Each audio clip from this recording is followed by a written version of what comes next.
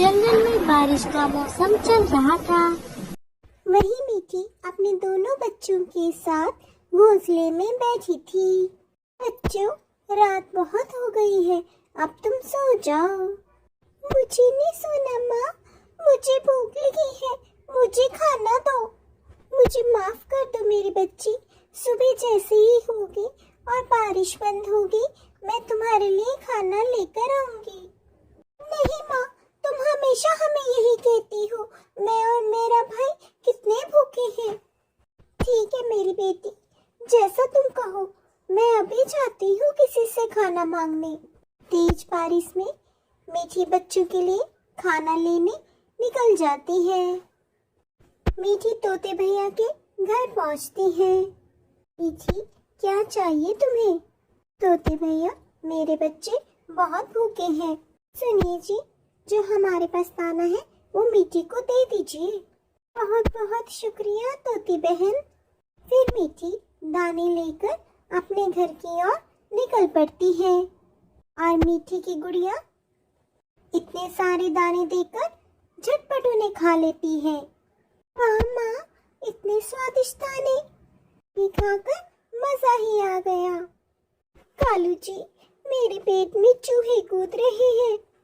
गौरी जी, तो मैंने कौन सा पकवान खाए हैं? मैं भी तो आपकी तरह भूखा ही हूँ। मेरे सामने ज्यादा चूचा मत करे, जाए और मेरे लिए खाना लेकर आए। कालू गौरी की बात मानकर चिड़िया के घर पहुँच जाता है। कालू भैया आप? हाँ मीठी बहन, दरअसल मेरी गौरी को बहुत भूख लगी है और आप जानती हैं, जब गौरी को भूख लगती है तो वो अपने गुस्से में मुझे भी पीट देती है। अगर आपके पास कुछ दाने हो तो हमें दे दीजिए, क्योंकि इस बरसात के मौसम में जंगल में दाना मिलना मुश्किल ही नहीं नामुमकिन है। मुझे माफ करना कालू भैया, मेरे घर में भी दाना नहीं है। मैं आज तोते भैया से कुछ दाने लेकर आई थी जो मेरे बच्चों ने खा लिया। मीठी की बात सुनकर कालू निराश हो जाता है और खाली हाथ अपने घर लौट आता है। वहीं गौरी को तो खाली पेट नींद ही नहीं आ रही थी, इसलिए वो दाना ढूंढने के लिए जंगल में निकल पड़ती है। कालू भी उसके पीछे निकल जाता है। वहीं गौरी रात के अंधेरे में उल्लू के घर पहुंच जाती है। वहां उसे उल्लू की पत्नी का हार नजर आता है, लेकिन उसे चोरी करते उल्लू पकड़ लेते हैं।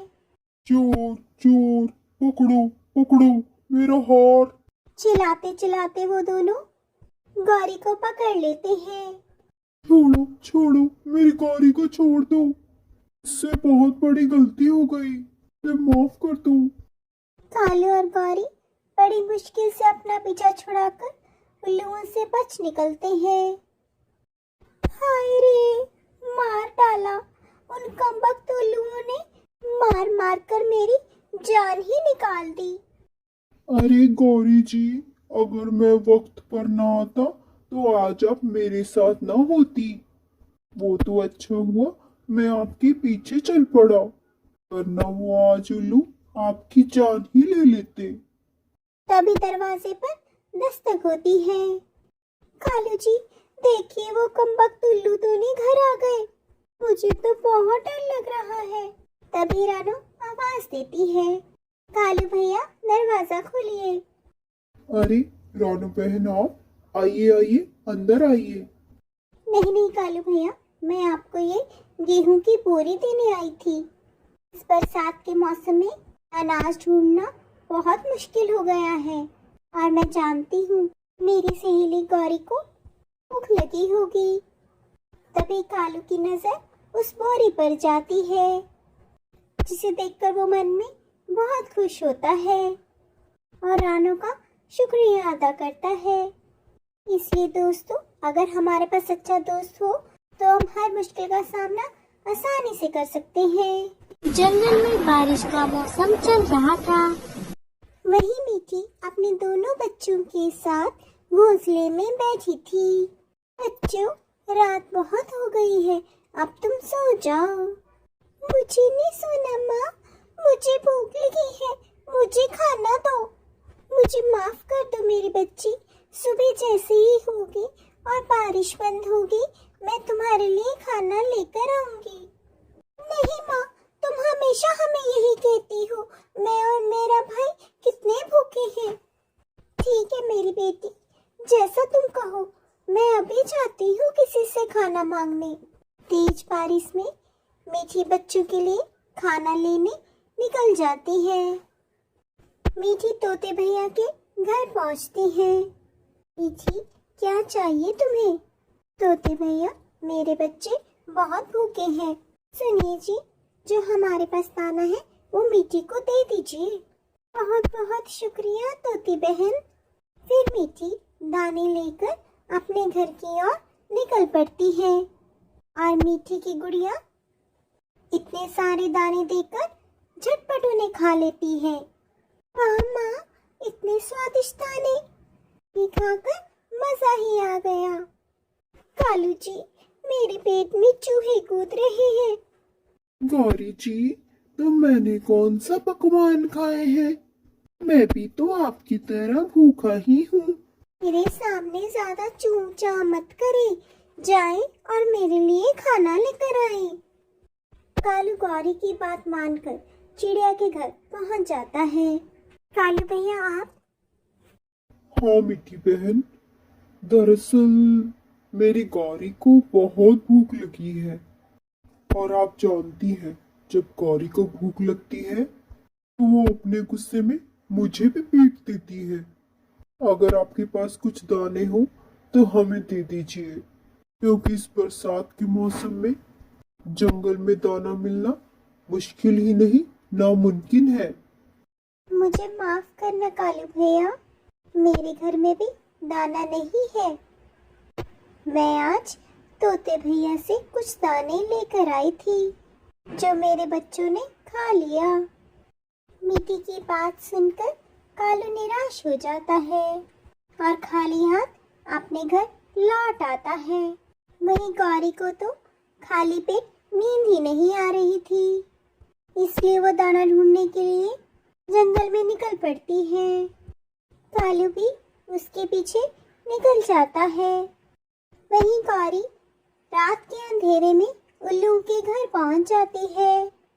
वहां उसे उल्लू की पत्नी का हार नजर आता है, लेकिन उसे चोरी करते उल्लू पकड़ लेते हैं। चोर चोर, पकड़ो पकड़ो मेरा हार। चिल्लाते चिल्लाते वो दोनों गौरी को पकड़ लेते हैं। छोड़ो छोड़ो, मेरी गौरी को छोड़ दो, इससे बहुत बड़ी गलती हो गई, मुझे माफ कर दो। कालू और गौरी बड़ी मुश्किल से अपना पीछा छुड़ाकर उल्लुओं से बच निकलते हैं।